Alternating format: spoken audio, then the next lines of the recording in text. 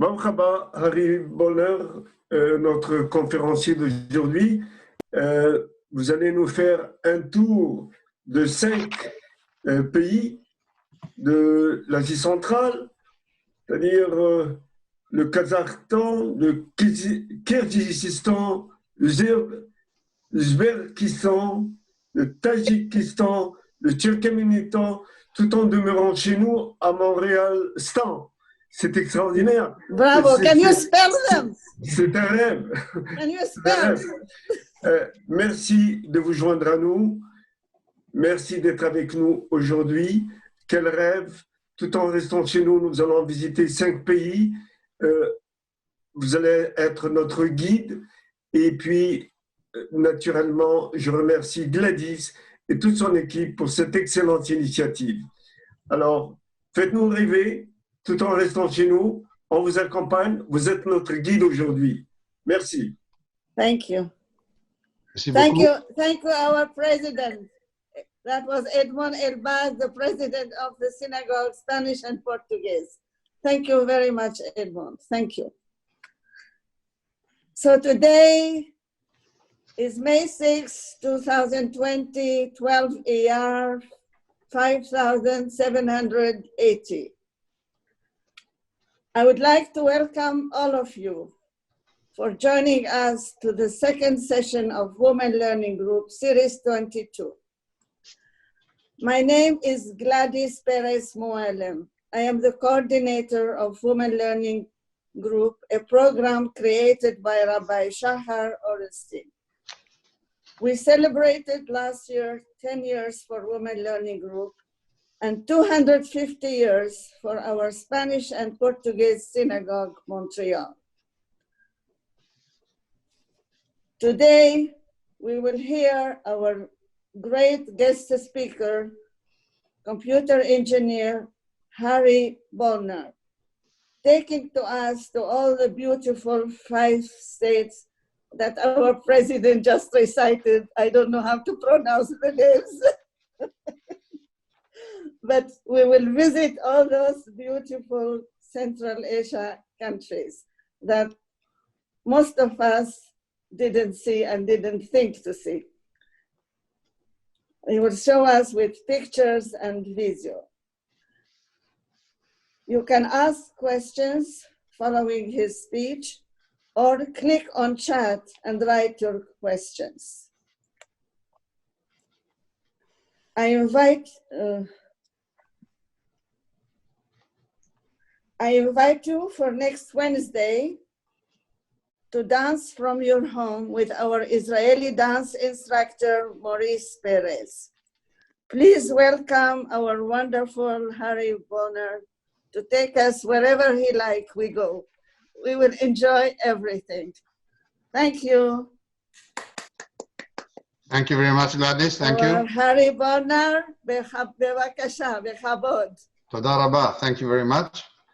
A brief bio. I hope Sandra is with us. I'd like to thank you, the Women's Learning Group, Rabbi SCHACHAR ORENSTEIN for this program, Mark Perez and Françoise for organizing the Zoom setup, the meeting, and of course, you, GLADYS MOOALLEM, in organizing this whole thing and putting this whole thing together. Thank you, Spanish and Portuguese Synagogue, for inviting me. My name is Harry Bolner. I was born in Romania. I made Aliyah in 1951. I was educated in a Scottish school in Jaffa, Yafo. Subsequently, I served in the army, participated in the 67 and 73 wars as an officer of the artillery and the paratroopers. I studied at the Technion in Haifa, and there I graduated with electrical engineering. I lived in Germany, in the USA, and then I'm in Canada since 1977. I'm also vice president of the South Shore Jewish community, working with the Honorable Jacques Sada, that you all know, who is our president. And also he's president of the CSUQ, La Commission Séfarade Unifiée du Québec. Also, I'm involved separately with the Canadian Technical Society and the Jewish Genealogy Society. I hope to bring you today to new places that were new to me when I set out and share them my journey with you. It'll be fast-paced, it'll have lots of pictures, So please, if you have a big screen, watch it on a big screen than on an iPhone, because there's a lot of material in there. If there are any persons in the meeting originally from Central Asia, I hope I represent you well, because it was a short visit, it was 2 weeks, and now I'm going to share my screen with you and go to the presentation. Here we are. Okay, do you see it?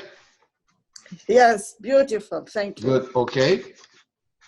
So this is the Central Asia Silk Tour that I made in May last year, luckily before this whole coronavirus struck, visiting the 5 countries you see there: Kazakhstan, Kyrgyzstan, Tajikistan, Uzbekistan, Turkmenistan, in short, the stands.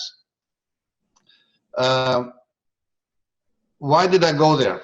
Many people ask me, but why did you go there? By the way, I live on the South Shore, and everybody asks me, why do you live on the South Shore in Brossard? Well, it was interesting, it was an opportunity, and so on. So I was going into retirement. I was fascinated with the Silk Road stories of Marco Polo, and I saw on Facebook an ad of a Uzbek organization, travel organization, saying that they organize tours on the Silk Road. I was interested, I read up on it, and I decided to check it out and see what it is, because I didn't know much about the history, the people, the customs, religion, languages, really nothing much about the area. I knew it was between Afghanistan, Iran, and Russia, between China and the Caspian Sea, otherwise didn't know much about it. I had to do a risk analysis, check out, is it safe to go there? When is the right time to go there? And I chose this local Tashkent travel agency via the internet, which was a long period of about 6 weeks organizing visas. Some of them were very stringent, some of them were easy. And the whole trip was 14 days, plus 3 days getting there and out of there. So what is Central Asia? Central Asia is what you see before you here. It is the area, if you see China on the right-hand side of your screen and you see the Caspian Sea on the left, sometimes they include Georgia, Armenia, and Azerbaijan, which are west of the Caspian Sea, between that and the Black Sea on the left over here.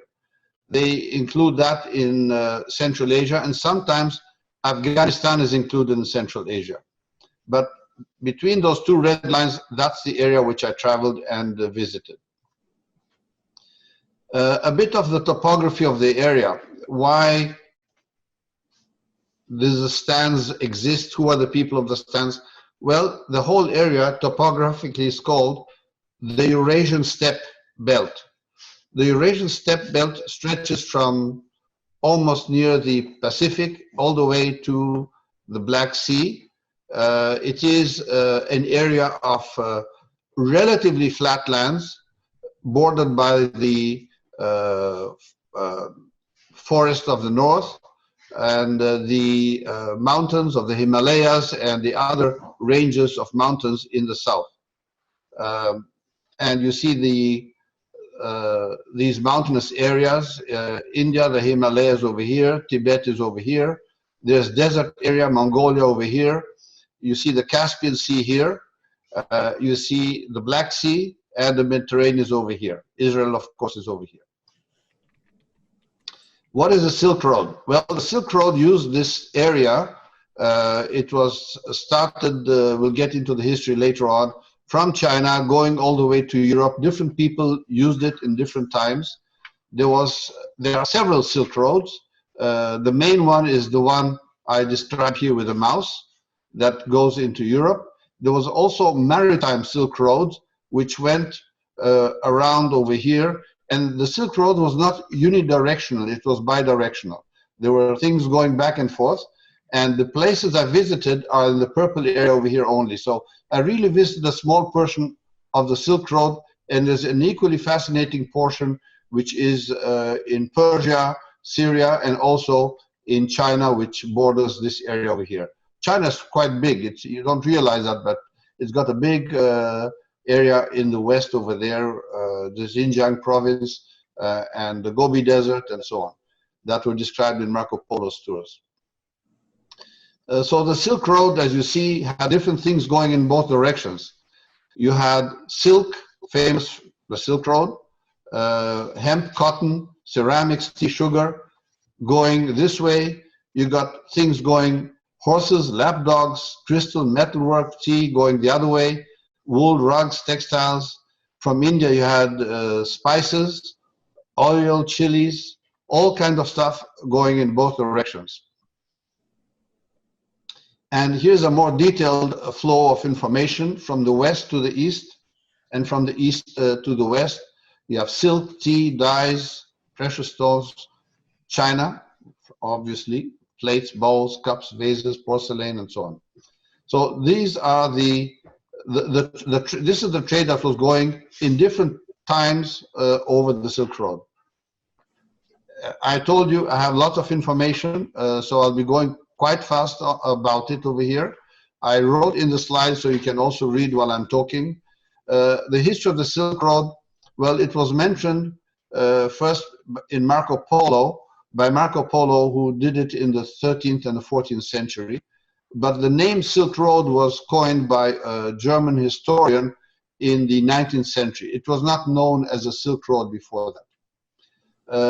It started in the second millennia BCE, early Chinese and Central Asian contacts, few. Then there was the Persian Royal Road, then the Greek expansion, and then you had the Roman Empire got into the Silk Road, the Byzantine Empire out of Constantinople, the Chinese Tang dynasty, the 7th century, they occupied parts of the area, the Sogdian Turkic tribes, the Islamic area, big period, the 8th to the 13th century, the Mongol Empire. By the 15th century, it declined and disintegrated and collapsed by the 18th century. There are several routes, as you've seen, the northern, the southern, southwestern, and maritime route. Today, Xi Jinping, the president of China, is trying to revive the Silk Road for the expansion of Chinese exports. And you see here they're building a railroad and highways to go all the way from China. This is 2013 I'm talking about. That's not the ancient Silk Road, that's the present one. It's going to go to Moscow, to Europe, and also the maritime Silk Road with transport. Of course, they have their transportation going by container west to the east to the Panama Canal, and they're even thinking going through the northern passage above Canada or through Canada to Iceland and so on to get to Europe. So they have a big expansionist trade policy, which is the new Silk Road, which is called the China Belt and Road Initiative. This is our group. I traveled alone. I couldn't find people to join me. So I traveled on my own to Almaty is the new name of Kazakhstan. It's not a capital, it used to be the biggest city, it still is. And there I met people coming from all over the world. There were 10 of us with our guide. There are people from, two ladies over here from Toronto, a lady from America, Philippine origin, Chinese, Los Angeles, Australian, Peruvian, American, and two from Washington State. So we were quite an eclectic group over here that we all met in Almaty, never heard of each other before. Being in Almaty, I found some other crazy groups like us, but crazier than us, if you get the joke. It's people who were traveling by car from Brest on the Atlantic in France to Vladivostok Pacific by car. That is this route over here, on the right, at the bottom over here, I'm showing with the mouse. It's several months travel going back and forth. It's an amazing trip. They did it in 2018. In 2019, they're doing part of our trip over here, but they also started out of Brest, but going through north, through Moscow, St. Petersburg, and coming back through the Mediterranean. These are hardened travelers. They can sleep on the floor, they sleep on straw mattresses, on 5-star hotels. We've done part of it too. I know how it works. It's amazing. About Kazakhstan. Kazakhstan is the 9th largest country in the world in surface and largest landlocked country, population of 18 million. The language is Kazakh and Russian. religion is Muslim, 26% Orthodox. Traditionally, its people were nomadic. You saw that your tents you've seen, the people with, there are horse riders, there have camels on the Silk Road. And it's the northern part of the Silk Road. Almaty is the largest city. I started there. There's a capital, Astana, which is like Brasilia. It was started in the north of Kazakhstan. Now it's called Nur Sultan after the first president, Nur Sultan Nazarbayev. It was totally new planned city by a Japanese architect. But many people know Kazakhstan for the Baikonur Cosmodrome, which is the NASA center of the Russians, of the Soviets, the launch station. A bit of Asian history, which will repeat itself in the 5 different countries. Kazakh means Kaz is to wander. It's a Turkic language. Here's something interesting. I thought Turkish, the Turks conquered the area.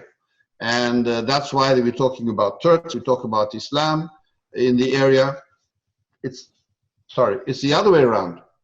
It is the Turkic people are people who came from Mongolia area. There were Turkic people there, and they invaded westwards and got to Turkey, and that's how Turkey became to be called Turkey.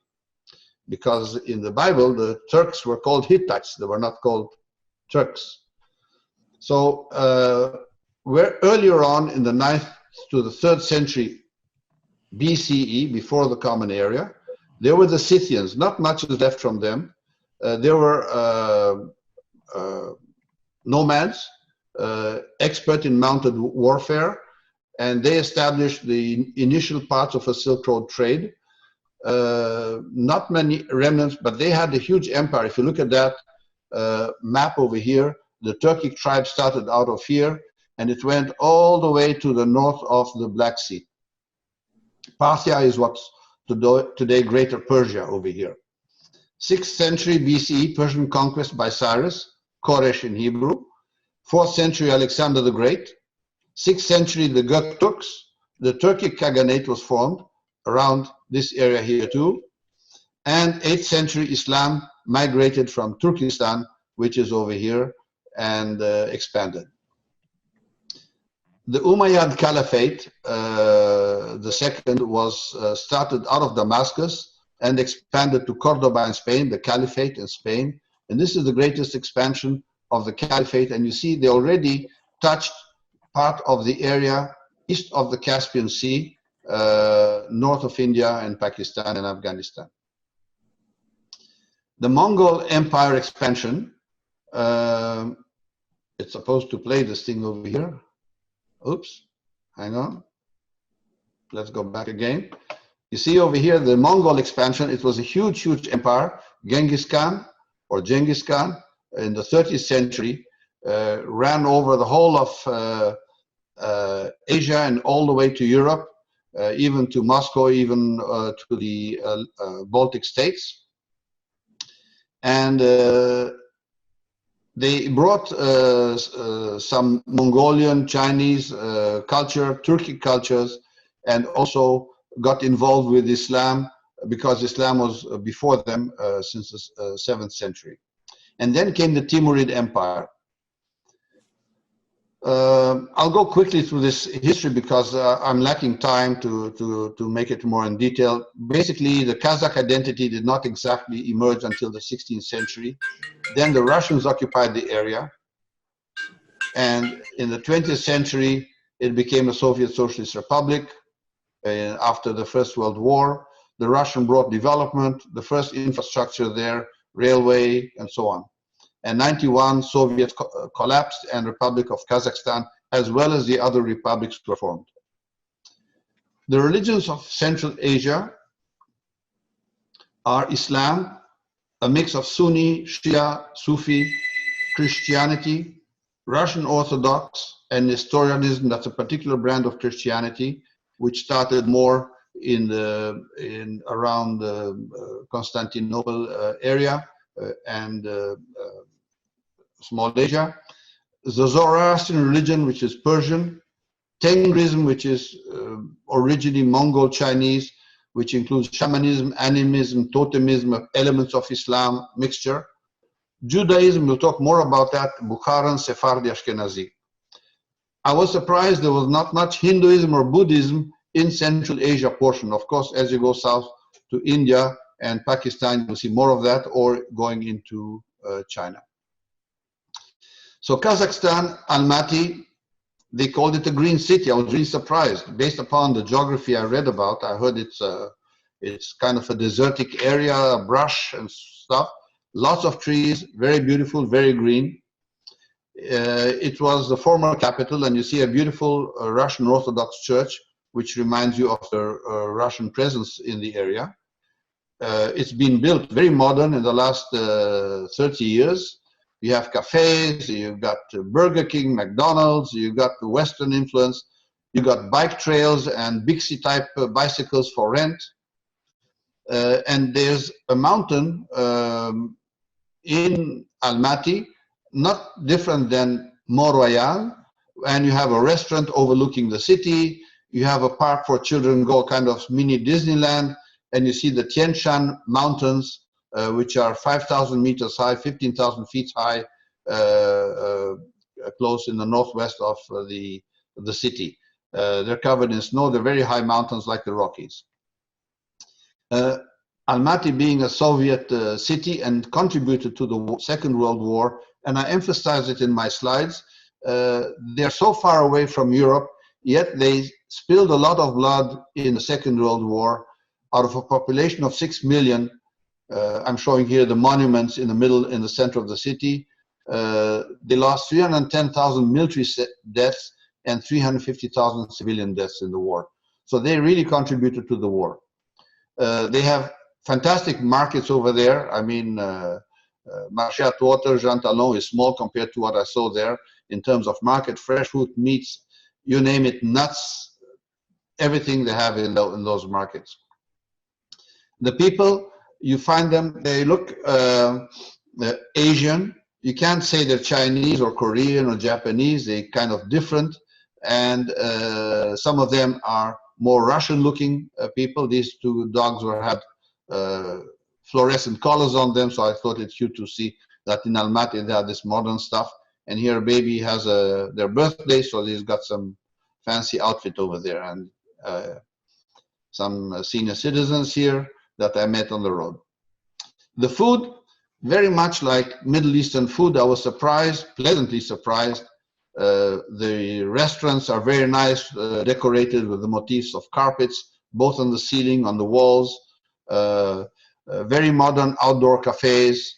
I had shawarma and a salad, and they've got wonderful bread over there, and there's fruit and vegetables.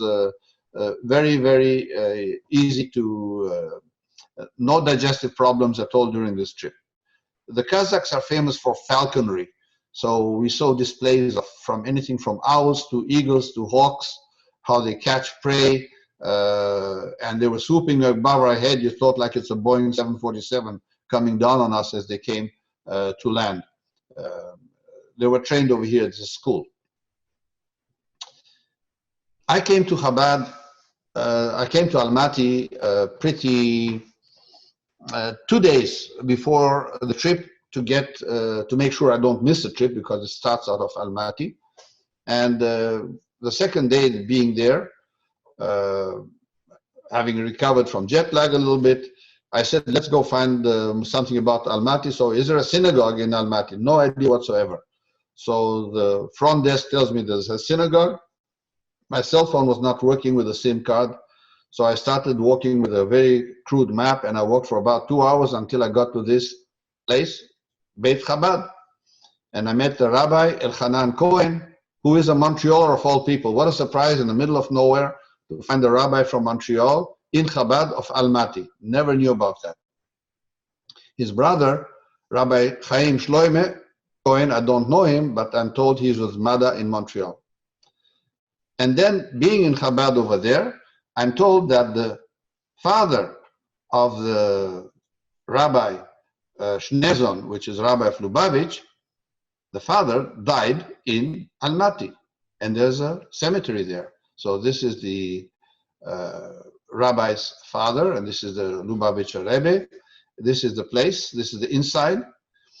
They have a school, they have kosher food there, and here's about brief history about him. He was born on the intersection of where today Belarus is and Ukraine, in a place called Gomel in Belarus.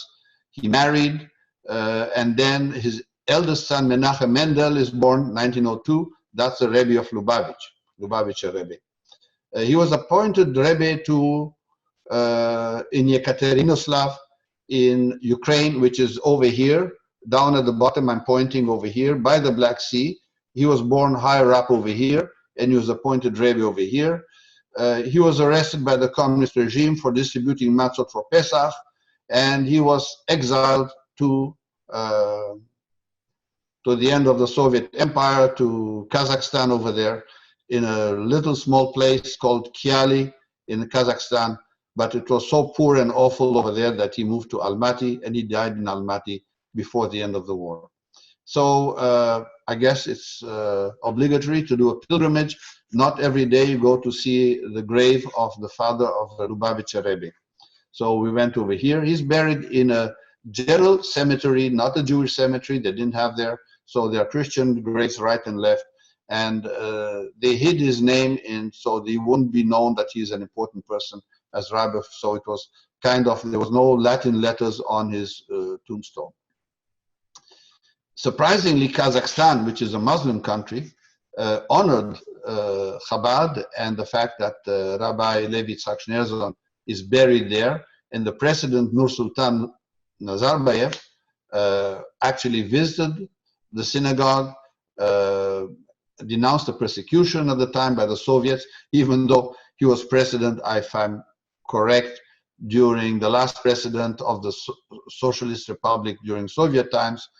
And they even issued a stamp with Chabad of Almaty, which is really surprising from a former communist country. The Jews of Kazakhstan, the Jews are Ashkenazi from Russia today. They came on the 17th, 18th century with the Russians as conscripts, and some came from neighboring Bukhara, which I'll talk later. Then, when the Holocaust happened, many people fled eastwards from Europe, even all the way to China, but some stayed in Kazakhstan. Today, there are approximately 3,300 Jews in Kazakhstan, most in Almaty with 20 Jewish organizations. Chabad, in fact, has 5 synagogues set up in Kazakhstan, a really amazing development of Judaism in Kazakhstan. Going back to the Asian countries, we see here Kazakhstan, how big it is. Astana is over here. That is the capital that was recently built. The Baikur Cosmodrome. Almaty is over here. Here is Kyrgyzstan. Tajikistan is over here. Uzbekistan is going in through Kyrgyzstan over here in the corner, going over here. And Turkmenistan is over here. Now, these borders changed over the years. The places were called differently. Some places were called Turkmenia. Uzbekistan sometimes was called, the Kazakhs sometimes were called Kyrgyz. Kyrgyz sometimes called Kazakhs. A lot of confusion with names as different people occupied the area. About Kyrgyzstan. How am I doing with time over here? I better move faster. It's located on the Silk Road. 80% of the country is mountainous, very, very mountainous. The capital is Bishkek. Language is Kyrgyz, different, but they use Russian with Cyrillic characters. Other places they use them with Latin characters. Kyrgyz with Latin characters. Religion, 83% Islam, 16% Christian. As I said before, the Mongols ran over it, the Chinese, because it's bordering the Chinese border here. The Chinese were through it, the Mongols were through it, and the Russians came over. The Kyrgyz Republic was formed, and the Soviet Socialist Republic. When you look at Kyrgyzstan, the capital, the Bishkek, it's very much like a Soviet city. You have a lot of memorials to its historic past, warriors and so on. But you see soldiers in front of the palace marching the steps, the goose step, like the Soviets used to do. And they even still have the statue of Lenin. They didn't take him down. They're still there. You see here the this structure, the buildings are Soviet-style buildings, and they got fountains, like a capital in a Soviet city. Again, here they have a memorial to the World War II, and you find that the memorial, they're very traditional nomads in Kyrgyzstan. You see here the memorial in the shape of a yurt. A yurt is the place, the kind of tent that nomads lived in, the Mongol tent, some people call it, and there are different statues of contribution of the Kyrgyz people to the Second World War. They lost 70,000 people out of 1.5 million. I mean, 70,000, it's out of small Montreal, 70,000 people and 50,000 civilian deaths. It's about 8% of the population, amazing. Also in this group over here, Jews came from Second World War, came from Russia, Poland, Ukraine, and they went to Kyrgyzstan. And the theater company, the Jewish theater company of Warsaw, found refuge in Kyrgyzstan between 1939 and 45, and that's how they survived. It's a long, long schlep, a long, long way away from Europe, from Poland, from Warsaw to Kyrgyzstan.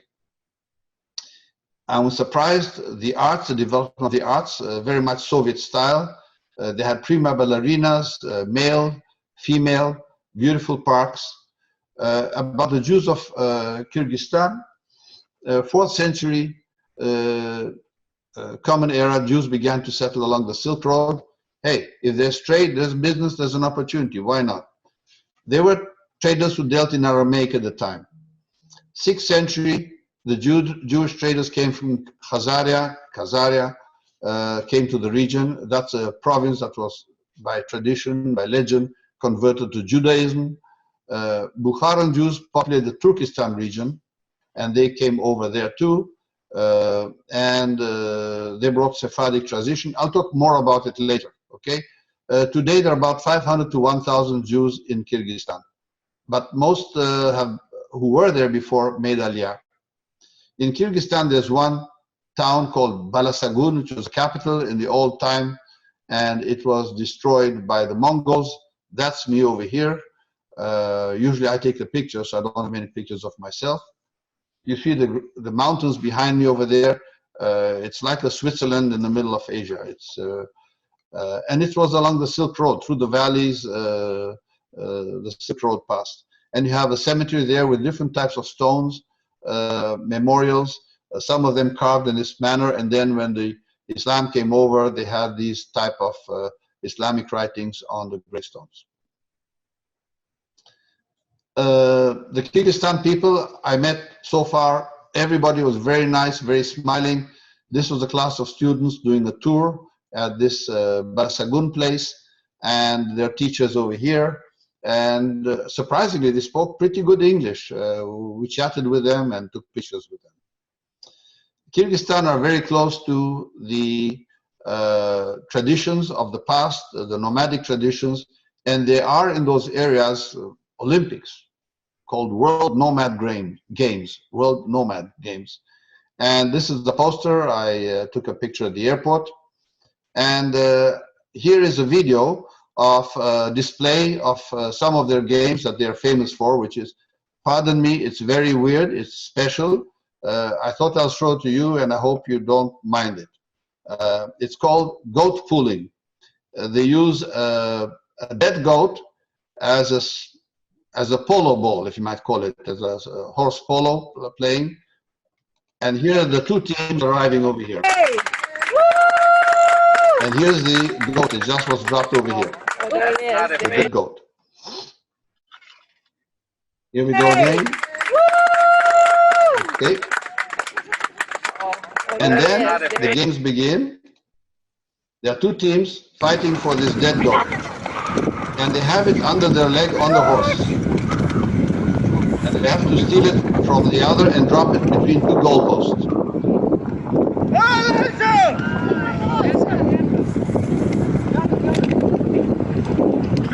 I hope you have the sound. Do you hear the sound?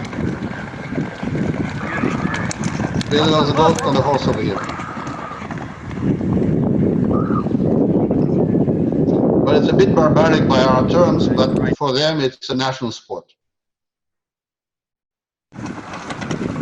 Did you hear the sound, Francoise? Yes, we heard the sound. Okay, okay, thank you. Because sometimes the sound from the computer doesn't come through. So here we have got the display of building a yurt. It's a mini yurt for display purposes. It's a slow motion video. It's all done out of wool, which is stretched in a felt manner. The wool must not be washed, otherwise it loses its impermeability, its waterproofing qualities. The door is low. There has an opening at the top, like in a teepee. You can close it when it rains or snows, and you can open it when you're cooking inside. And you have these wooden frames around and arches on the top, like you see over here. Again, I'm going to move fast forward here. We were received subsequently at the Kyrgyz family with a wonderful display of food on the table, peaches and cherries, all local stuff, and potatoes and pasta and meat, of course, a specialist in meat, grilled meat, of course, halal, of course. And of course, you see the carpet in the house. It's one of their products that they do from the wool, from the sheep that the nomads grow. We're up to the third country here, Tajikistan. Tajikistan is south of Kyrgyzstan, and it's bordering Afghanistan over here. Pakistan is in the corner over here. Afghanistan, Uzbekistan, Turkmenistan, China is over here. So this is a very mountainous area too. Here they are switching to another language which is close to Dari, which is, you have it in Afghanistan and Iran, the Dari language. It's close to Persian dialect. It uses Latin characters for its language. Ethnic groups is Tajik. There are the Pamir Mountains, and people living in the mountains are Pamiri, mostly Islam. And on the Silk Road, there's a famous city called Penjing Kent, destroyed. There's a new Penjing Kent, but this is the old Penjing Kent we visited, the old and the new. Brief history, same as before, the Persian period. Now we're getting closer to Persia, further away from China. We're moving a bit southwest. The Achaemenid period, which is a Persian period, Hellenistic, the Kushan Empire, and here there are all kinds of people, the Sassanids, Hephtalid, Gokturks, Arab Caliphate, Samanid, the Karakhanids, etc., etc. Same as before, I don't have time to stop on all that. About the Jews of Tajikistan, Jewish life is centered in Dushanbe, the capital. 40% of Tajik Jews are of Bukharan origin, and the rest are Ashkenazim who came from the Soviet Union during World War II. More on that later. Tajikistan, old Penjing Kent, not much has been dug up over here. Again, the Arab conquest destroyed Penjing Kent in 722. And then the city lost its importance under the Caliphate. It was really a major city on the Silk Road at the time. And there's an older city, Sarazm, from the 4th century BCE. It's a UNESCO heritage. We didn't visit that place. New Penjing Kent is a small town, big village, depends how you call it. It's got, this is a typical market you find over there. It's a big round space. It's behind the gates over here. Big open space, round space, and you have vegetables, crafts, and pots and pans and all kind of stuff in there. And you can buy dried fruit and fresh fruit to your heart's delight. There are teas and coffees and amazing spices, like in Old Jerusalem, but much bigger, much more. We visited museums, traditional dress, carpets, the kaftan, the traditional kaftans that they wore over there. You'll see more of that as we go into Uzbekistan. And Tajikistan had something special for our tour. We were going to go up to the 7 lakes in the mountains. And there are 7 lakes. As you climb up in the mountains, you go from one lake to the other, up to the last lake. You pass little villages like that. This is kind of like a dried riverbed. It's in May. there's some water in the middle over here. You see the water as we go higher up. You see the water flowing here. We see kids on the road. You see how they're dressed. It's pretty cold in the mountains. It's 0 degrees. There's still snow up in the mountains. And here's a picture of the lakes. They're very, very clear. You see the bottom of the lake, the pebbles at the bottom of the lake. You see here more pictures of the reflection, and yet you see the stones at the bottom of the lake. Really, really very beautiful. Yet it's all arid. You don't have a forest around it. It's kind of arid. It's high up in the mountains. We're going up to 10,000 feet here. As we climb, see this road. We drive up this road over here. I have a picture, a video on the road as we're climbing. And we're going higher up, and you see we're still getting to the snow levels. And here's a video on the road we took. This is one of my scariest experiences traveling. We were at any time 6 inches to 12 inches away from falling into the precipice down below over there. Check it out. Put your volumes on.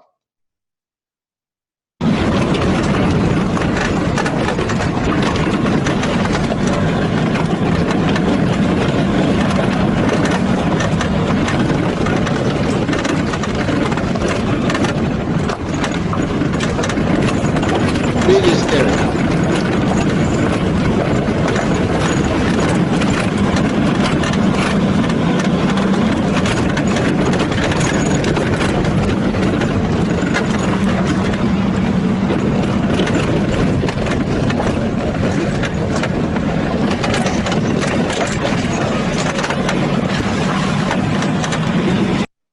Well, you got an idea of it. We did it for hours long, and every bend I thought it's my last day on earth.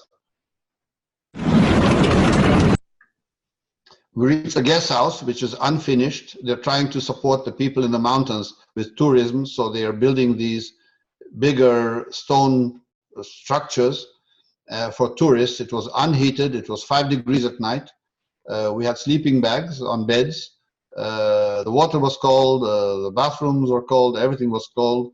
And outside we ate like in a sukkah, in the cold outside over here. And we had a national dish, which is pilaf. We here in the West call it rice pilaf. We refer to rice. But this is really meat and carrots and peaches together with rice. And it's put together. That's a national dish in Central Asia.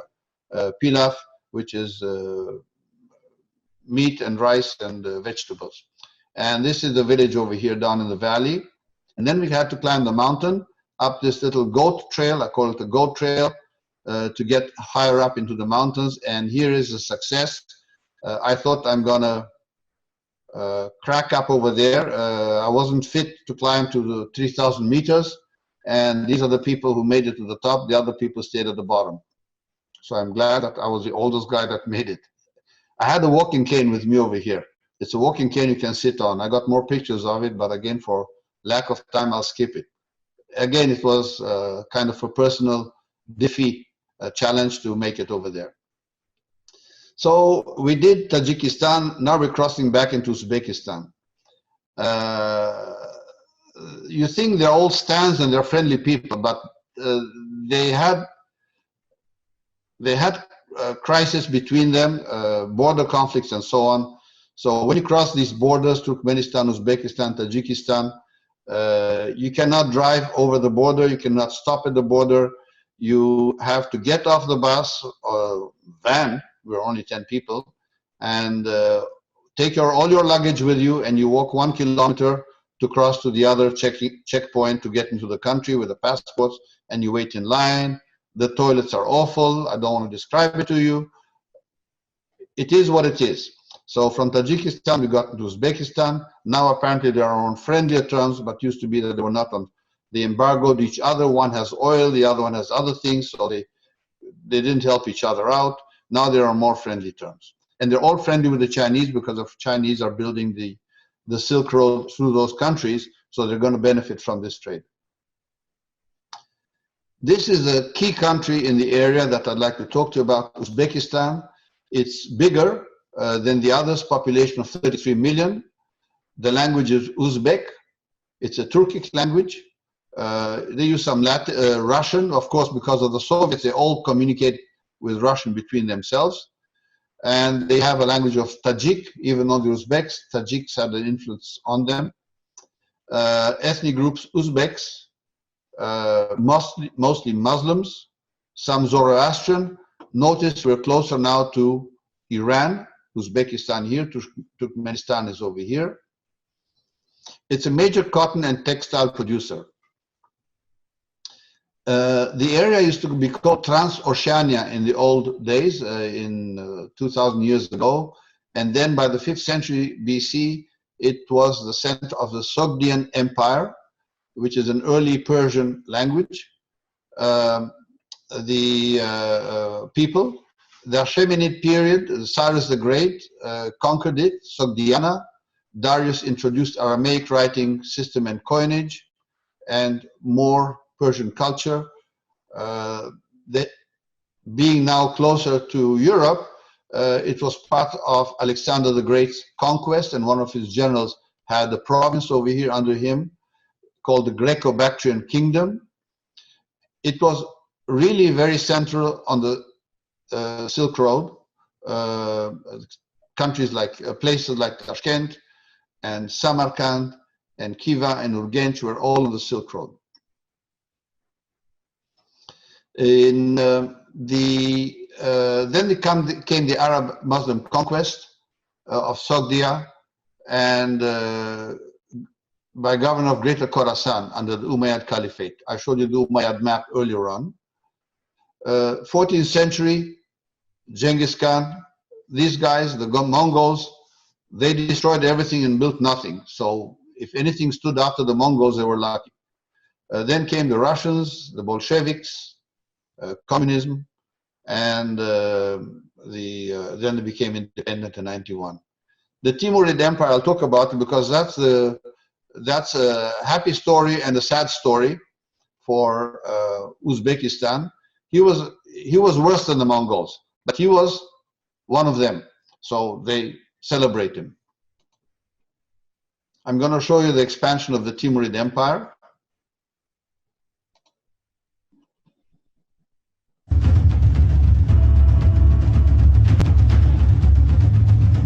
He went all the way to Delhi. In Delhi, he killed 100,000 people in Delhi when he sacked Delhi. But he destroyed and he rebuilt the cities of Uzbekistan, and you'll find some wonderful monuments that are attributed to him or to his descendants.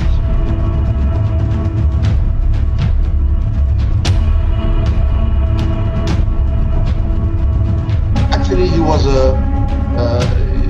a Turkic fellow who had a Mongol influence. He fought with the Mongols, with one of the descendants of Genghis Khan in the wars. He was a criminal band leader, and he revolted against another ruler and formed his own army. And that's with that little army that he formed, he started with 11 men, and then he ended up having such an empire, capturing Persia and Central Asia. That's Timur, or in the West we call him Tamerlane. Russia and the Soviets developed the area. They built railways through it to expand and connect their empire. Roads, railways, university, started digging for archaeology. Otherwise, there wouldn't be anything over there left for us to see today if it wouldn't be for the Russians and the Soviets, who dug up the place and really developed their old ancient history of these people. Uzbekistan, Tashkent. Well, this is a modern city. It's pretty. Shopping centers, 2.5 million people, smaller than Montreal. There's an opera over here, the Alexander Navoy Opera. This is our hotel, 5-star hotel, very nice. Not always did we sleep in 5-star, I grant you that. They have a metro, very modern metro. Look at the metro. It reminds you of the Russian metro, Moscow metro. They even have advertising on Kentucky Fried Chicken, and they have even stuff from Canada over here, probably sausages or some meats of some kind. I can't read Uzbeki, which is in Latin, written here. And being in Tashkent, I open the TV, and what do I see? There is a committee, a business forum from the US and Canada doing business in Tashkent, US-Canada Business Forum for Trade, which is nice to see. This is the train station of Tashkent. You see the typical Oriental, if I might use influence on it over here. Yes, and they have a rapid train system, and TGV in French, train de grande vitesse, that the Chinese built. We don't have one in Canada, but they have one in Tashkent. Big surprise. We rode on it all the way from Tashkent to Samarkand, the Emerald City, one of my imaginations. It was called the Emerald City. And we're riding here at 240 kilometers an hour. It's like you're sitting in a living room, and here's this nice little family sitting beside me, watching while I take pictures. Very nice people. Tashkent, here you see the Tashkent really rebuilt after the 15th century, during and after Tamerlane, Timur. You find here mosques and many madrasa, midrash in Hebrew, but for Islamic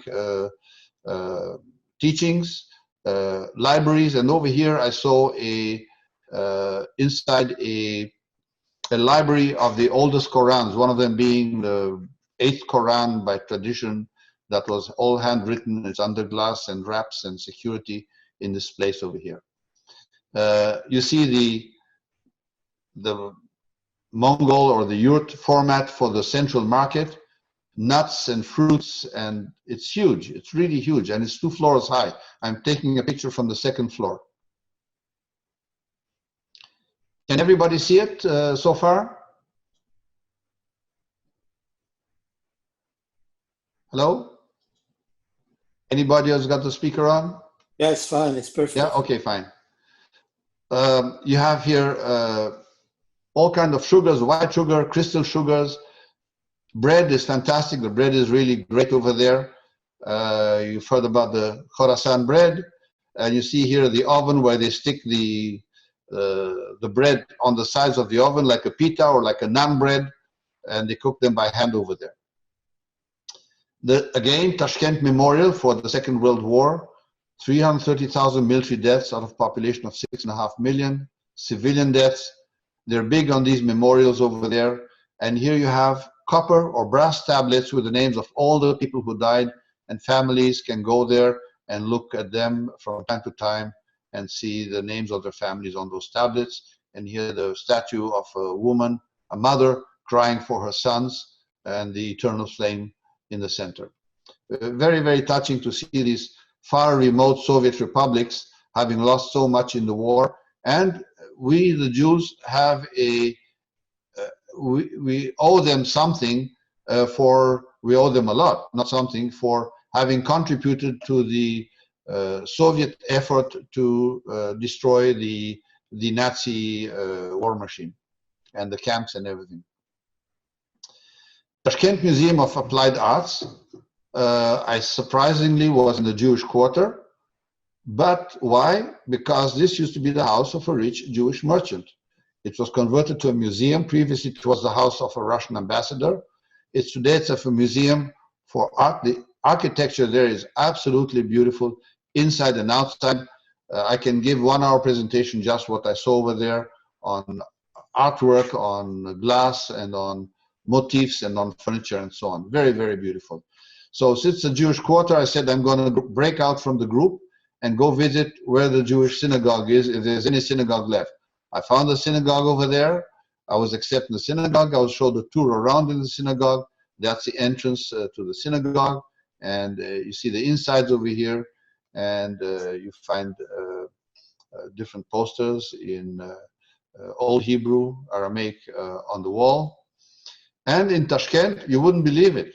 They were celebrating at the same time David Dor, an Israeli, who was giving a concert with the Tashkent Philharmonic. under the auspices of the Israeli ambassador and the president of Uzbekistan in Tashkent while I was there. Absolutely amazing. It was a month of May coinciding with Independence Day. And this is the Opera House, which is a theater house and opera house. And this is the opera. I snuck my camera in there, my cell phone, to take a picture inside. And then we come to Samarkand. Samarkand is a jewel. It's a crossroad of cultures of the Silk Road, sometimes called the Emerald City because of the domes, the emerald domes inside. It's not a big population, not like Tashkent, only about 275,000 people. It's one of the oldest inhabited cities in Central Asia, estimated to be as old as Babylon or Rome. In the Zarafshan Valley, it prospered on the Silk Road, and by the way, the Jews settled in the Zarafshan Valley, which is a narrow strip of land going in between Tajikistan and Kyrgyzstan we saw earlier on. It was an important Islamic center of study and the 14th century capital of Timurid Empire. He first did it in Samarkand, then he moved to Tashkent. It's famous for a Registan complex, which is this complex over here, which includes three madrasas, teaching schools for Islam. But it's not only Islam, they taught medicine, they taught science, they taught astronomics. This madrasa was built by one of the sons of Timur, who became a very big astronomer, who learned from the Indians astronomy and contributed to science, Uzbek. And this is the Bibi Kanim Mosque over here. And later we see the Gur Emir Shrine, which is where Timur was buried. This is Samarkand, the Registan complex by night. Just look at the dimensions of the place, how small the people are in the big square. And these were schools, universities. Universities, people came from all over the Islamic world to study in Samarkand and in Bukhara. You have the Tilakori Madrasa, and look at the inside of it. That's the ceiling of the inside of the madrasa. Absolutely gorgeous. And all these madrasas have these big open squares in the middle where people can go out and get some fresh air. The students had rooms around it. This is the Ulugh-Beg Madrasa, and they're still reconstructing. You see here the stones are missing on it. It started off in the 15th, 16th century, but it's now still have to fix it up. But the stones are very well preserved. Just look at the quality of the work that they've done here hundreds of years ago. And some of these blues people could not recreate today and could not, they would not survive the conditions of the weather as the stones they did over here. It's mosaics and Madeira patterns that was borrowed from the Spanish world. Here is the Registan Gur Emir. Gur Emir is the tomb of the Emir. And here's the of Emir Timur. This black stone is his. Others are members of his family around him. This is at night with the moon. Absolutely beautiful. It just rained earlier on, so you have the stark contrast. Very, very beautiful. Look at the inside of here. Absolutely gorgeous work, and with Islamic verses all around Islamic verses, and beautiful architecture, which, by the way, you'll find out later, is originating from Persia, from Iran. The architects who brought here, Jews were brought from Iran after they ransacked Iran and India and the rest of Central Asia. They started rebuilding, and they brought the artisans, and the Mongols killed everybody. Anybody was an intellectual or whatever, they killed everybody. They didn't want to have anybody standing there. So the artisans have to be imported, and they imported artisans from Iran, and you have all these beautiful mosaics on the outside. This is a necropolis. It is like monuments in a cemetery. It's all for dead people, built for dead people. And Shakh-i-Zinda, the Living King Memorial Complex, and you have many, many places for princes, for kings, sheikhs, and so on in every one of these places. Again, very beautiful architecture, stones and colors, greens and blues. Not for nothing, it's called Emerald City. And now we went again by train, a fast train to Bukhara. And Bukhara had a Samarkand Empire, which was mainly Persian in nature, the Samarkand Empire. It's Bukhara is 5,000 years old, on the Silk Road, has been a center of trade, scholarship, culture, religion. It was the golden age of the Samarkand Empire and of Greater Khorasan, was second only to Baghdad as an Islamic teaching center, with over 140 madrasas and mosques. Can you imagine a city with 140 madrasas and mosques? The main language is Tajik, even though it's in Uzbekistan. All these cities had their own emirs, right? They had their own emirs, the emir of Bukhara, the emir of Khiva. It was a major center of Judaism in Central Asia, and I'll talk to that later. It's famous for merchants, notable for carpets. They had an Arab quarter, they had a Persian quarter, they had a Turkic quarter. There are different quarters and different trading centers called caravanserai in the city that you'll see them better than in other places. Some of them were converted into hotels or restaurants like over here. This is the Ark Fortress around the inner city of Bukhara. The city center, you have again madrasas. You have, here it was to be a sweetwater lake over here in front. Now they made it a pond and they built around it, and there's cafes and restaurants all around. And I happened to hit on the silk and spices fashion days in Bukhara. So I took advantage of it and took pictures of it. And you see here, this structure here is one of the caravanserai, a trading area, like we had trading spots in Northwest Territories with the Hudson Bay. Here people came to trade, they bought, they sold, and they had specialties, carpets, jewelry, all kind of specialties in different areas. So people would know what they're looking for and they came there to trade.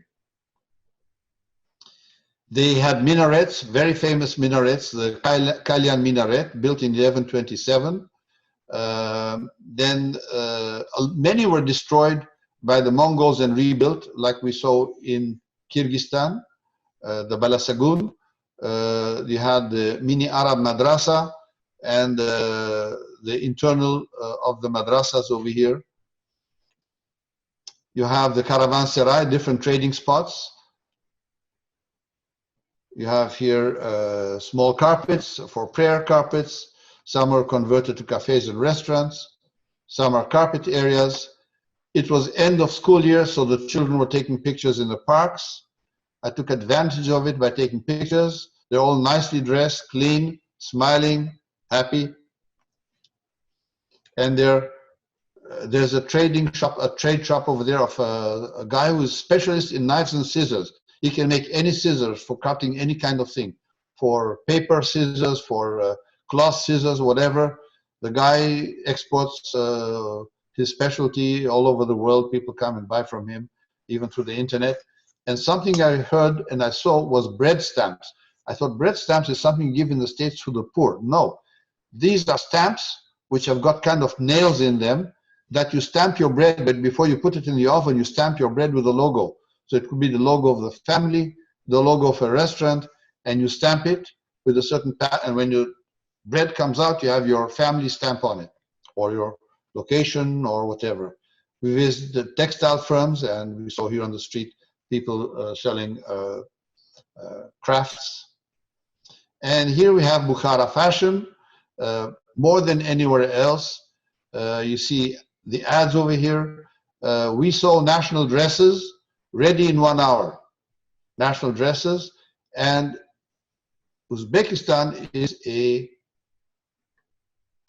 cotton specialty country, not silk. Silk is from China, but they have silk too, and they work in silk. But specialty is cotton, and this is kind of the fashion center of that area. I even saw on Turkish movies textiles or dresses with the Bukhara patterns on them. Here are some stores we visited, and this is for the ladies, all kind of shapes, all kind of materials, and many, many patterns, different types, typical Uzbek Bukhara style. Scarves, everything from silk, cashmere, cotton, you name it. And here we went to a dance and fashion show. Obviously, everybody sitting around are tourists.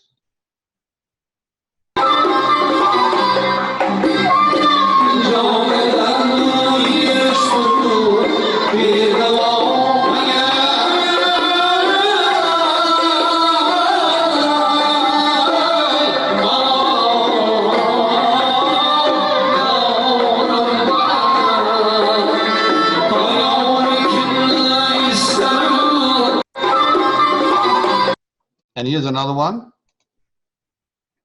You see different influences over here.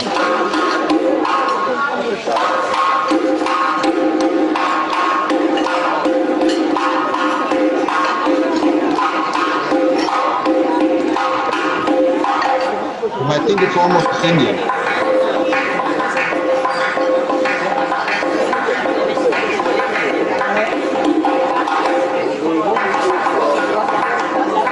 Okay, and here there's a fashion show that came in between the dances.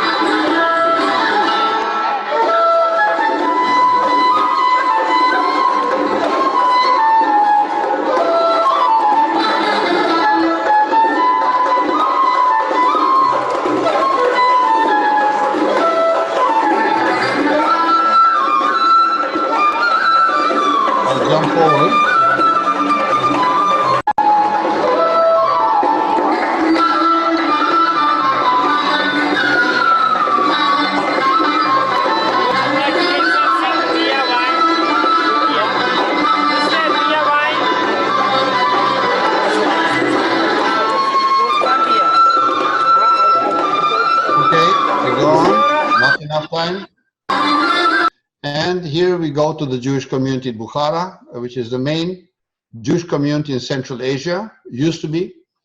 You see the synagogue over here, which was built in the 16th century.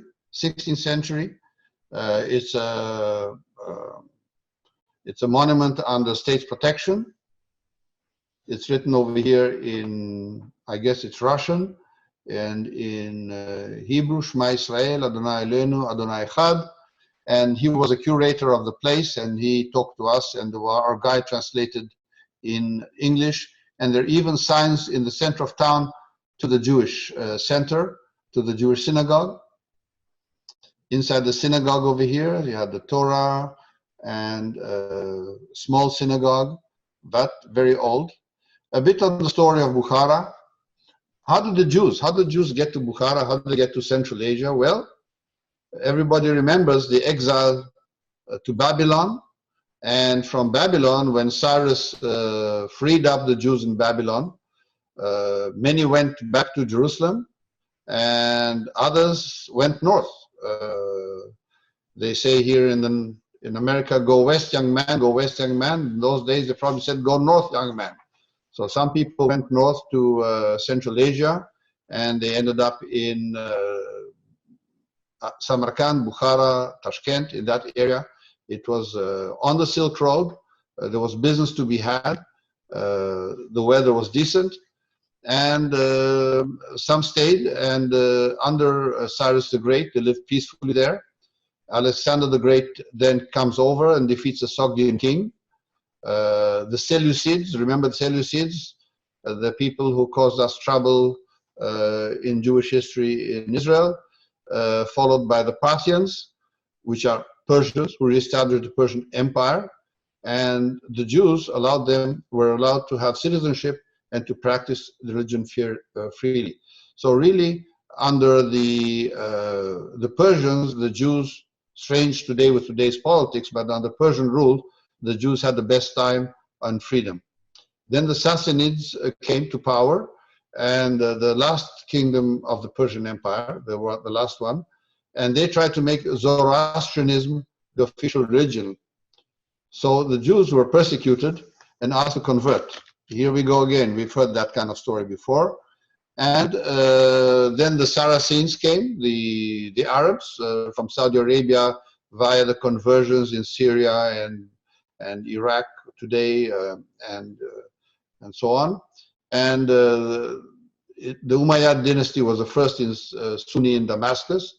The Abbasids from Baghdad came, the Samanids, the Sunni Iranian, and then they instituted rules that all Muslims, all non-Muslims who did not convert were forced to pay heavy taxes. The Jews were given the status of dhimmi, or protected unbelievers, but lived in relative peace, but they were second-class citizens. The Karakhinids came. Karakhinids are Turkic Khaganate from Central Asia. They brought in Tengrism and Islam mixture in there, and the Jews were cut off at that time from European Jews and lost their religion. Genghis Khan came, conquered Bukhara, burnt the city and destroyed the Jewish community. He destroyed everything on his way all the way to Europe. New leader Amir Tamur came, and he rebuilt Samarkand, Bukhara. He imported Jews from Persia as dyers and weavers to develop the empire's textile industry. The Jews were restricted to live in Mahalai Yahudiyon, or Jewish quarter. Jewish stores had to be one step lower than Muslim ones. Nevertheless, the Jews were excelled in trade, and the women were known for their elaborate gold embroidery that you saw in those kaftans. The Jews built a magnificent synagogue that was used for the next 500 years. You could see a Jew in those days by his purple hands from the dyeing, because they were dyeing cotton and their hands were blue. So that was the shmata business goes way back, long ways back, even in Bukhara. Bukhara became the center of Jewish activity. They lose Jewishness for a while. There are forced conversions on them. The Jews are called Khalas in Tajik. They were practicing Judaism in secret, leading to creation of a separate Anusim, like in Spain, like the Inquisition in Spain, a forced community. But 1793, Rabbi Yosef Maimon al-Maghribi from Tetuan, Morocco, comes. He's also an emissary from Tzfat, Safed in Israel. He brought a new spiritual dividing with Sephardic customs. He comes there and he sees these are Jews who don't know how to practice Judaism. They lost their Judaism. Remember, the Judaism was not Ashkenazi, was not Sephardic. They had an original Judaism that came from Babylon, hundreds of years back. So he brought other rabbis over from Europe, and he started teaching. And for 30 years, he taught the Torah and the Talmud and so on. He founded Chibat Zion, encouraged Aliyah. And the first Jews really started immigrating to Israel from Bukhara. And there was a Bukharan, there is in Jerusalem today, from early migration. So he really revived the community, but in a Sephardic manner. But then the Russians come, and the Russians bring with them Jews from Europe. And they come for the business, for infrastructure, for all that other work.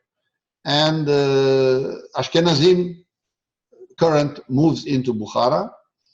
Ashkenaz current moves into Bukhara. And the Emir of Bukhara subjugated the Jews, but the Russians took care of him. And he blamed them for the fall of his own Khanate to the Tsar. Of course, somebody's got to blame, and he picked on the Jews. And 1880, as competition grew between Russian and Jewish traders, the Russians passed expulsion laws, actual expulsion laws, to kick them out. However, anti-Jewish restrictive laws were passed and were in effect until World War I, until when the Bolsheviks came to power, the communists came to power. 1918, 1920, Bolshevik revolution is over. The riots broke out against the Jewish community. The Red Army arrives in Central Asia, installs peace. The local emir was removed and fled. A Soviet People's Republic is formed. The Jews are formed.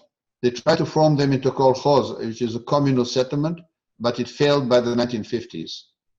A second aliyah immigrates to Israel. And then Stalinist regime starts to shut down everything, mosques, churches, and synagogues, and they left only one standing. 1940, the war, Second World War, Jews fled eastwards from German occupation. Many arrived in Central Asia. We talked about that in the previous countries' visits. The European Jews, more educated, rose quickly to influence in the area. The Six-Day War increased tensions between the Muslim and Jewish community. Aliyah was forbidden, yet 8,000 Bukharan Jews succeeded to emigrate. Not many are left today. You see that 70,000 Jews left the country since independence to Israel and the US. We have in Toronto too. In Bukhara, there are 100, 150 Jews left. Samarkand, 2,000. In Tashkent, there should be more in Tashkent. There should be at least 3,000, 4,000 in Tashkent. I don't have the exact number. The Bukharans today, they have a troupe playing traditional music. You have customs, they celebrate their customs, Hanukkah and religion. Remember, now they're not so much purely Bukharan, now they have mixed Sephardic, Bukharan, Ashkenazi traditions, and you have these traditional kaftans with the gold embroidery. I bought some kippas with the gold embroidery in them from the synagogue, local synagogue.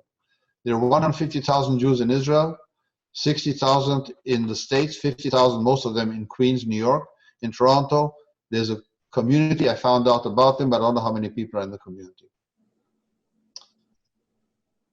One more city, we go to Khiva in Uzbekistan. This is further west, northwest, because Tashkent is over here, Samarkand is here, what is that? Samarkand and Bukhara is here, and Khiva is over here. So that's also very well preserved city, very beautiful. My initial picture I showed in starting the presentation was from Khiva.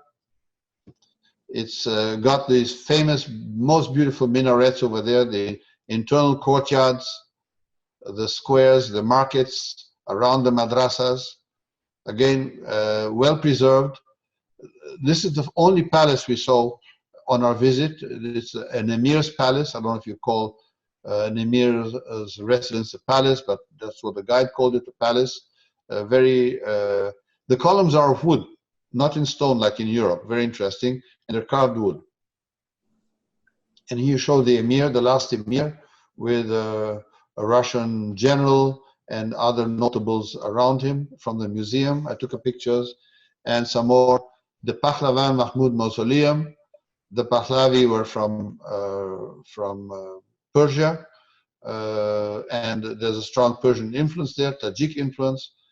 And you find these beautiful mausoleums with detail, unbelievable beautiful detail. I haven't seen it elsewhere.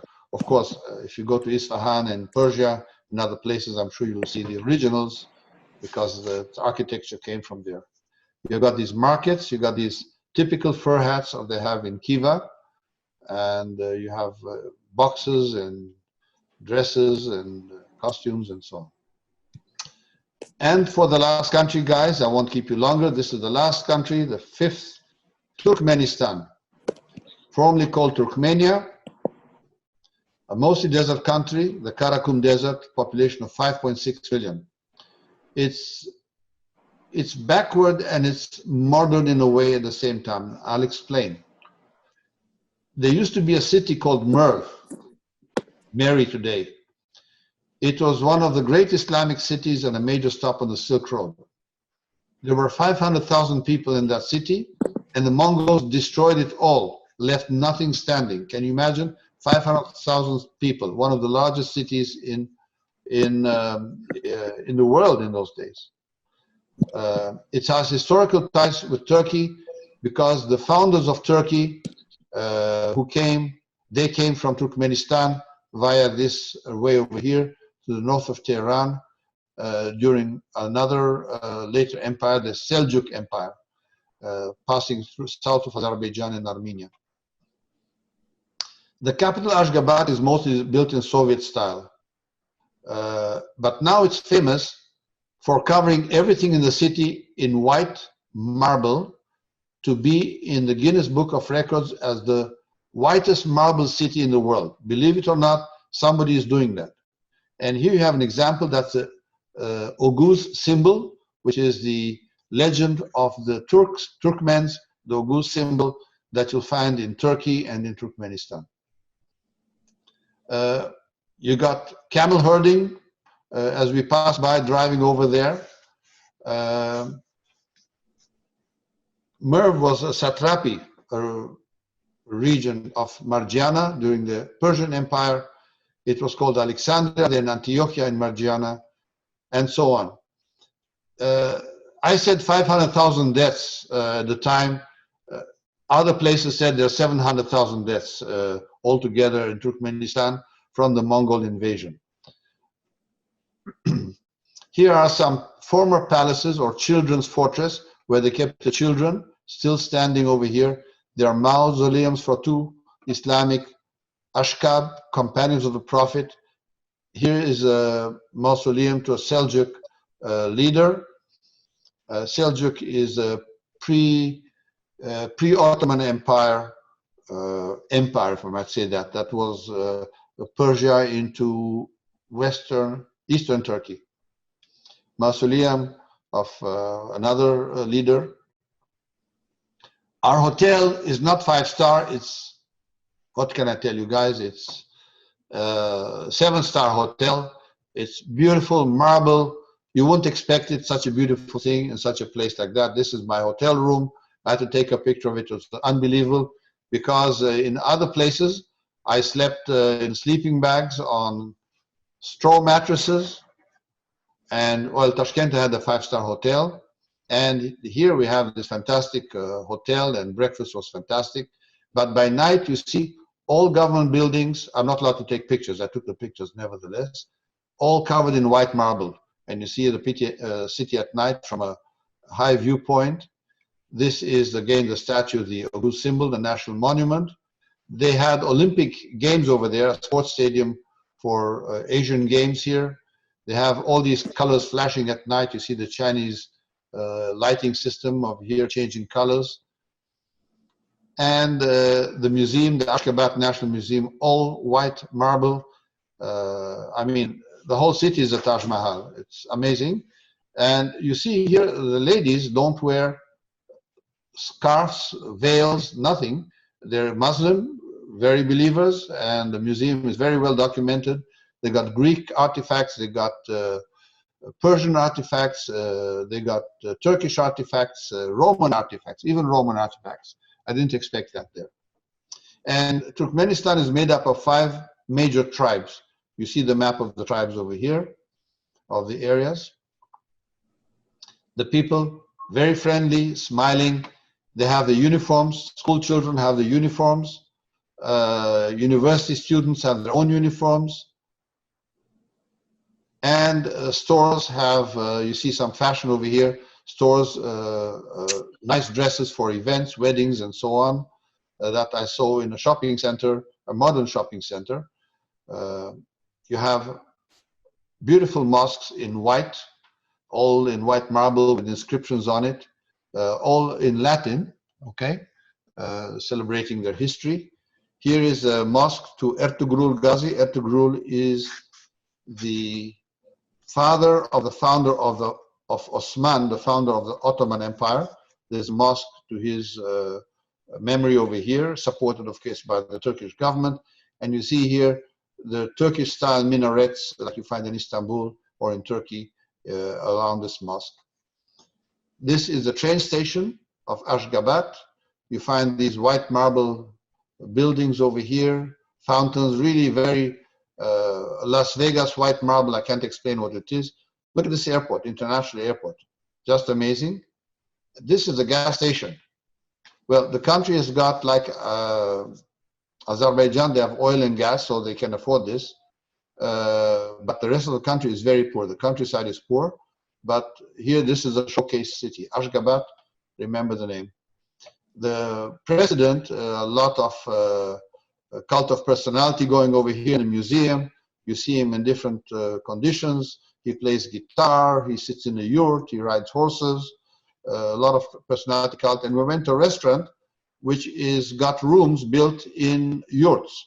So this is a restaurant to give us a feeling of eating in a yurt. And this is the bread with stamping on it, the bread stamps I told you about. This is our group sitting over here and across from us. And the biggest surprise I got was the menu was on an iPad. So we got an iPad, you choose your language and you choose your menu from that thing, and the server comes and picks up your menu from via communications with the iPad. So you have an iPad menu in a yurt in Ashgabat. How crazy can that be? But it's true. And then we did call it a safari. We went into the desert. We went to a place called the Darvaza Grass Crater. What is that? No idea. So we'll see what it's all about. We go there. It's a crater that has gas, underground gas, natural gas, that's burning all the time. They can't shut it down. So they made it a tourist attraction. We walk around it. It's fenced around. It's hot. It's really hot. If you're downwind, you grill yourself standing in the heat. And that's a picture at night. And in Turkmenistan, there are only about 100 Jews left. And surprise, surprise, our guide happens to be Jewish. When I told her I'm Israeli, Canadian, Jewish, she said, "Oh, I'm Jewish." So that's one of the few 100 Jews who happened to be a guide. And that's our guide that took us all the way from Tashkent to Ashgabat. So we slept in yurts over here. We camped in these yurts. Not too bad, guys. It's not sleeping on the floor with a goat. We have nice cots over here with sleeping bags available to us. It was clean. They had electricity to charge our cell phones. Breakfast was outside. The jeeps waiting there. We had a kind of beef and vegetable soup over here. And he had grilled meat, a selection of grilled meats that we passed around to each other. In summary, it was a beautiful trip. Tourists are welcome to this area. It was safe to visit. People were polite and helpful. Food was good. We had no problems with food. Beer and alcohol surprisingly available everywhere. And countries displayed a moderate form of Islam. I hope I didn't take too much of your time. I thank you very much.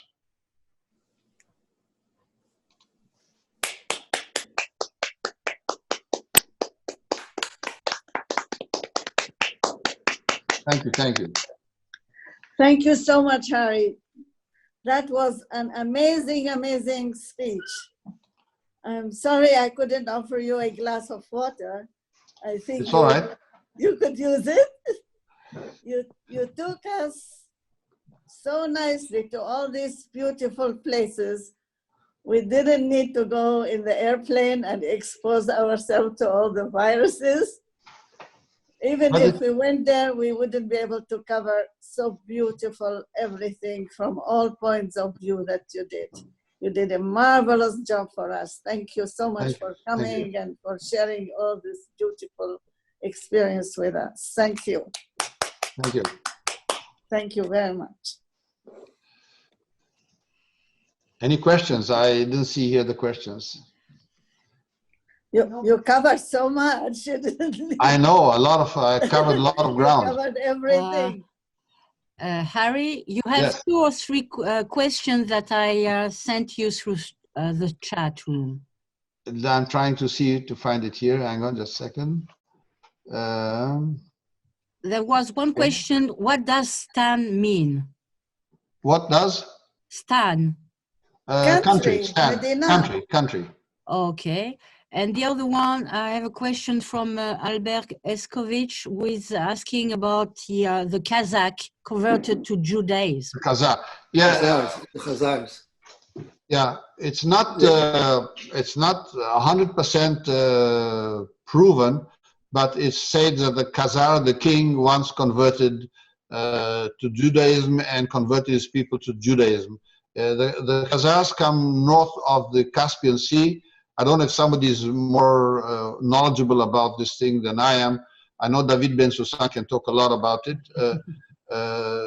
the Kazakhs are a people who were, I'm not sure if they were Islamic or not, but they converted to Judaism, and that's why they mentioned that they came from to Eastern Central Asia from the Kazakh area. Do you have any idea how many converted? I have to look it up. It's not my specialty, really. I'm not a historian. I'm a traveler. And I use, while I'm traveling, I research the area. There's another question. How long was your trip? It was 2 weeks. All you saw here was done in 2 weeks. Wow. Yes, it was very, quite intense. I flew from Montreal to Frankfurt. From Frankfurt to Almaty, I came there 2 days earlier. So it gives me a time to settle with the jet lag, and also to look around before I join the group and make sure I don't miss the flights or anything and miss a trip, because the trip is going out. They're not waiting for me. It's not a trip that leaves Montreal all organized. I arrive in Almaty and there I meet my fellow travelers. So I had to go 2 days earlier. And after this trip, I flew with Uzbekistan Airways from Tashkent, direct flight, Uzbekistan direct flight to Tel Aviv. They have direct flight connections. And I can tell you, I've never seen so many Israelis on a trip as I've seen in this one. They've been all over the place. Every museum you go, I hear Hebrew. I have a question. Yes, please. You didn't go to Birobidzhan or Birobidzhan? No, no. Okay. No. That's completely far out in the east. In the east, yes. Okay. Yeah, north of China. No. Yeah, the independent autonomous Birobidzhan, yeah, which Stalin tried to create a Jewish state. Exactly. Yeah. Hello. Any more questions? Yeah, one question, please. Few years ago, there was a Jewish anthropologist by the name of Simha Yakubovich. He went to that area and he found in Tashkent a place guarded by the government that is full of Jewish documents and Jewish artifacts that the government locked and don't let people to come and see, but they give him a chance to look around. Have you ever made that?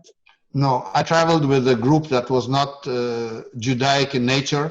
It was a foreign group of Australians and Americans and so on.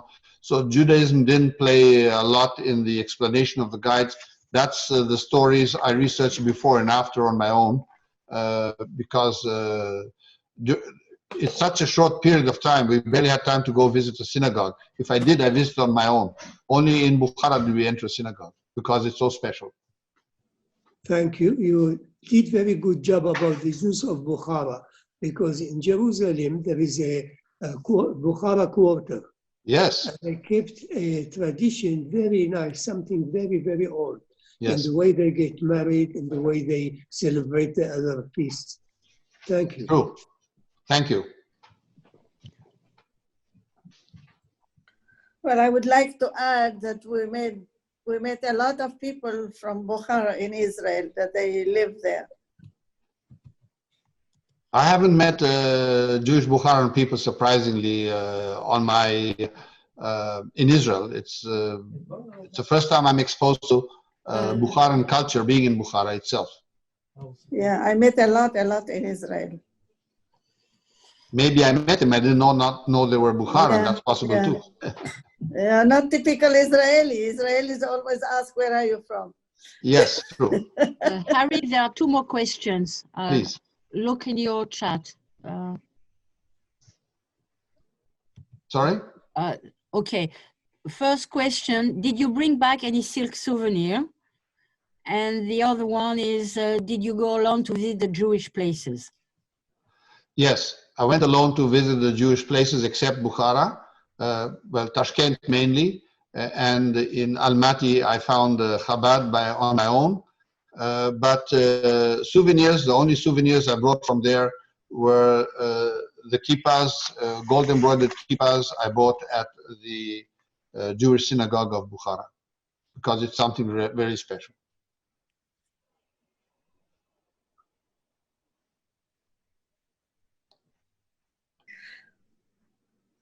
I would like to add something. Besides thanking our Harry Bolner, I would like to thank everybody for coming. And I would like to mention we have honorable people. We are all honorable, but we had especially, would like to stress, we had, of course, the president of the synagogue, Edmond Elbaz. We had the rabbi of the synagogue, Rabbi Maimon Pinto, he was with us. And we had Ron Marshall, he was welcome. In every session he comes. And we had Cantor Ben Lolo with us. I really appreciate, I invited them and they came and shared all this beautiful session with us. I appreciate everybody who came, and special clap to Harry Bolner for the wonderful, wonderful speech. We really learned so much. Thank you very much. Thank you Lots for of joining in. information. Fabulous, thank you. Thank you. Do you have a picture of the kippah? Sorry? Do you have a picture of the kippah, the embroidered kippah? I'll go get it for you. Hang on. Yes, please.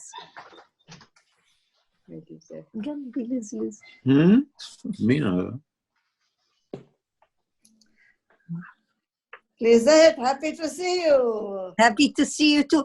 You know, I missed the beginning. Where was the gentleman born? I mean, Romania. Romania. Pardon? Ești românești. Françoise? Romania. Romania. Beautiful, beautiful. Wow, that's beautiful. Whoa. Where is it? Can I see You it, can model please? it for us. I can't see it. Harry. When? Can you bring it here near you? Can you bring it near you? Beautiful, bravo. I see the ladies. I don't see you. Where is he? I lost you. Wow. I see everybody else, but I don't see it. I was here. Yeah. Right.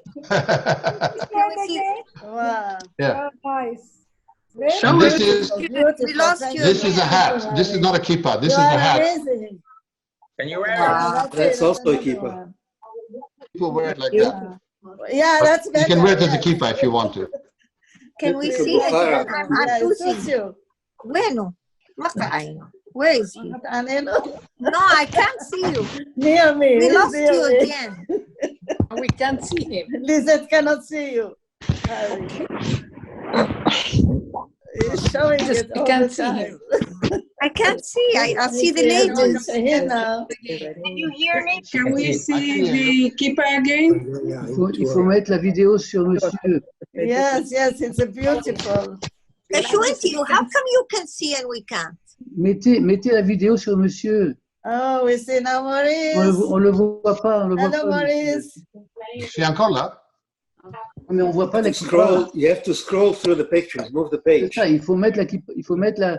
Yeah, what a Ah, beautiful. voilà. Il faut mettre la Okay, vidéo okay. sur le. Thank you. So nice, Thank so you. nice. Yeah. Wow, beautiful.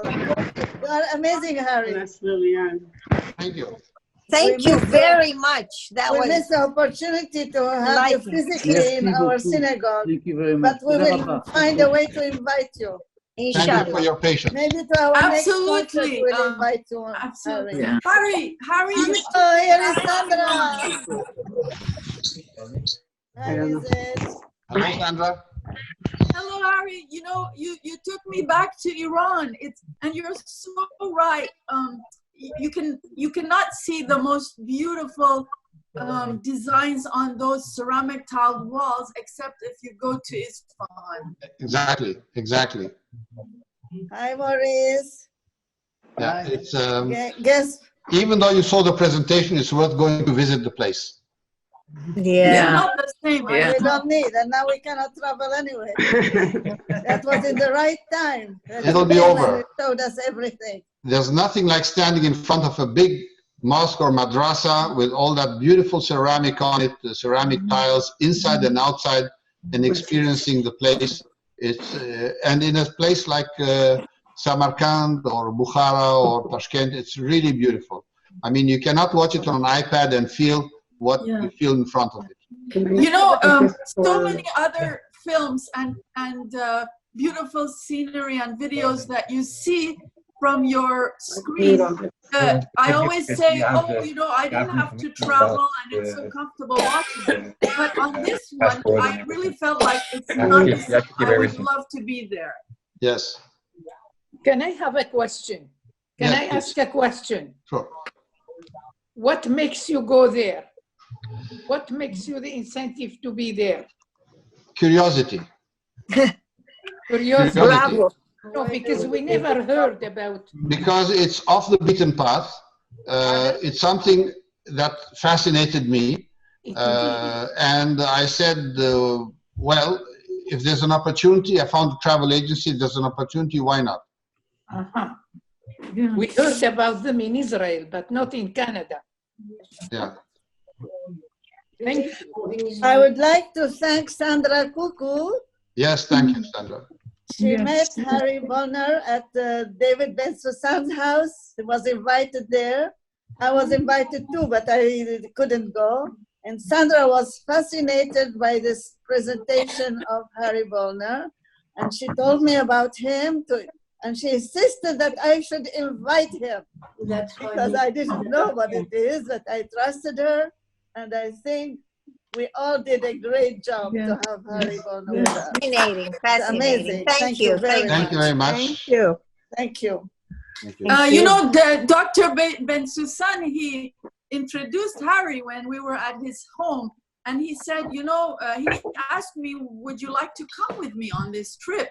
And Dr. Ben-Susan's daughters warned him and said, it's a very dangerous region. You shouldn't go. So Harry said, okay, I'm going to go alone. But what a delightful travelogue. I would like to thank Françoise Baboulot, the manager of our synagogue, for managing all this session. Thank you very much, Françoise. You did a great job. Thank you, Gladys. Thank you, Harry. Thank you. Thank you, everybody. That was fascinating. Thanks. Yes, wonderful. Thank you. We'll do it the Dutchman way. We needed it, yes. Beautiful. Maurice. Gladys, j'aurais juste un petit mot à vous dire pour la semaine prochaine, for the next week. Plus fort, Maurice. I can't hear you, Maurice. For next week, if you want to prepare your living room, just to push a little the furniture pour danser avec moi. I just would I'd like to say again, Maurice Perez will be our dance instructor next Wednesday. And so we will please dance come, with you. all of you, to dance. Yahoo! We'll all dance in our home, and Maurice will dance in his living room, and we will follow him. And he will see us, and we will see him. And hello. Yeah, I just sent you the poster, Gladys. It's called International Living Room Belly Dance. Not belly. And Maurice, I want to tell you, Sandra already did your new poster. Did you hear me? Your new poster is ready already. Sandra already through the I think I don't let Sandra sleep with all my demands for her, and thank you very much, Sandra. You are amazing with all your help. Hi, Lilian. Harry. Yes. Harry, can I ask you a question? Please do. Did you ever feel threatened or in danger on your trip? Only driving that crazy road over there. Otherwise, no. Not politically? No, not police, not people, nothing. It was all very friendly, as you can imagine, very friendly. But did they know that you were Jewish? No, but the Jews are accepted in those countries. And as I mentioned, the place is full of Israelis over there. Yeah. I mean, even in Tashkent, they have this Philharmonic, Tashkent Philharmonic with an Israeli singer with the Israeli ambassador. I mean, how more Israeli Jewish can you be there? And so I think times have changed, and they're looking for trade with Israel. They have, of course, people connections with Israel, Bukharan Jews and local Jews that have migrated to the world. They connect back to the old country. There's business to be done. Israel is exporting expertise in agriculture, in security, in all kind of trade with those countries. Even Turkmenistan, that doesn't have Jews and doesn't have an Israeli embassy, have connections with Israel, because Israel today is I could say, it's a world power for small countries in revamping their economy, in agriculture, water technology, and all that stuff. So there are Israelis living there. Yes, Israelis are living, working, trading over there, yes. Wonderful. Not Bukhara, not Samarkand, but in Tashkent, I think that's the center of the area. And the rest are trade delegations going back and forth, going to conventions and so on. Good, good, good. It's good, it's good. It's so beautiful, Harry. You took us to a place that we would never think about to go and visit. And But now you can think and so go. nicely to light everything. And you covered it from so many points of view. Bravo. Great, great job. Very, very nice. It's No, it's I a can't hear you, very Sandra. You educated- got to unmute yourself, Sandra. Sandra, okay. Yeah, I really love the fashion show, and Yes. you can see the elegance and the high quality of life and good taste. Yes. It was appropriate Yeah. for the Women's Learning Group. Yeah, thank you. And the history of, you know, the Rebbe's ancestry. I mean, Yeah. it was so rich, this travelogue. And for me, I sent a video to GLADYS. I hope she'll send it to everyone. I sent it to some people, but in relation to this travelogue, and it's an Iranian, very well-spoken, beautiful English. He's a history professor, and his vision is that the Persianate culture, empire, civilization, which included all these areas, nobody talks about it in the West, like some people also mentioned here, because the British didn't want that to happen. The British took India away from Iran and, you know, from Persia. And so they tried to push the Persianate civilization under the carpet. And his vision is, I think that if we begin to marry Islam with the Persianate culture, like it used to be during the Safavids and even after, then, you know, it wouldn't, Islam would not be seen in the world in the way that it is seen perhaps today, but it will flourish and be less aggressive. And so I'm going to send that again. Everyone has to see it in light of this beautiful travelogue. Okay. Hi. I would like to welcome Liliane Moshe, especially.